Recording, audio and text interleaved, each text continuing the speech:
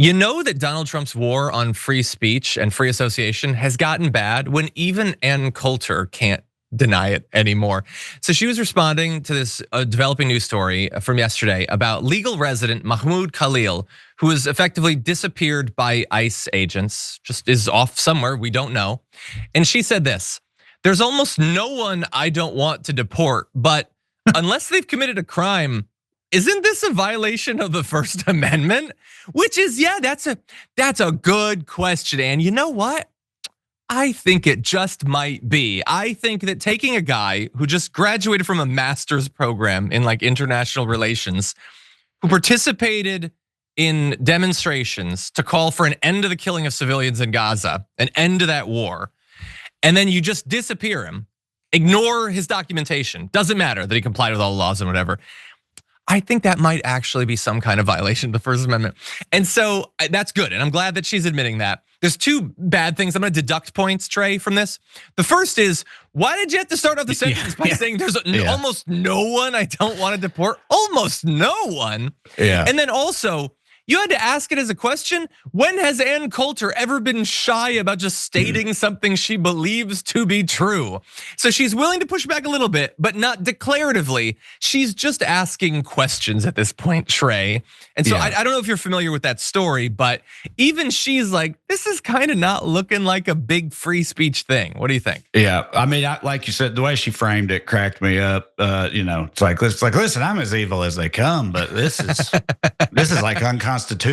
I think maybe the one part of it that I do still care about, or at least for now. But yeah, I don't know. Again, this is another example of like maybe it's some cracks starting to show. I know that when the whole Epstein file thing happened a week or time is I don't know when anything happened anymore, but whenever whenever that Epstein file stuff was supposed to happen, and everybody was real disappointed in what came out of it. And then there were some real hardcore lunatics online at that time who were like criticizing the Trump administration and everything, because they were like, I thought this was supposed to change now. And now you see Ann Coulter, of all people, getting upset about this. And it's like, and then maybe the billionaires are getting upset about the bottom line. And it's like, so there's some cracks starting to show maybe as more and more abuses happen and things fall apart.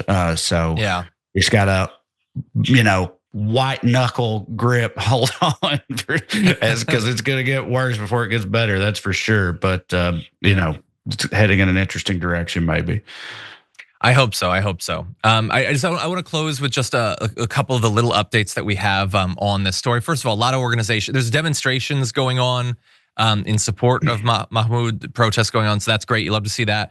Organizations like the Foundation for Individual Rights and Expression sent a letter to DHS, DOJ, ICE, and the State Department saying the government hasn't stated the legal basis for its actions, and has put out statements suggesting that Mr. Khalil is being targeted because of his constitutionally protected speech. They're barely hiding that. This is America. The administration must not use immigration enforcement to punish and filter out ideas disfavored by the government or deny due process to anyone facing arrest and detention. But that's what they're doing. Again, you do not have the right to free speech unless it's speech that Donald Trump agrees with at this point. And if they can do this to a green card holder, they can do this to a citizen. They've already set up a deal to extradite, US citizens to El Salvador or whatever to put in their prisons. What do you think they did that for if they weren't planning to potentially do it? And so Mahmoud is unlikely to be the last person who just disappears in the middle of the night thanks to the speech they gave that apparently was politically incorrect according to the regime. And let me also just point out, Trump said that there will be more people like this. We know there are more students at Columbia and other universities. So this is, again, it's not the last person. They're gonna be tracking down and disappearing more students who dared to hold up a sign and call for kids to stop being bombed.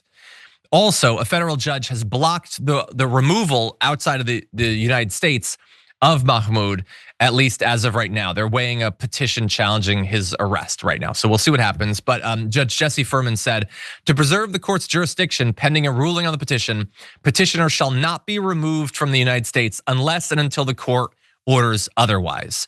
And so arguably they need to now show that he broke the law. They have not done that yet. They've just asserted, oh, he likes terrorists because he doesn't want Palestinians to be murdered.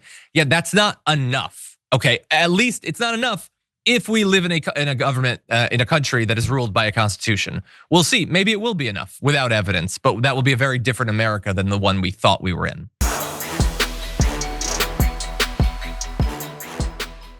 Members make a difference here at TYT. You help make the show happen, and we see you in the chat with your loyalty badge. Click the join button to become a member today.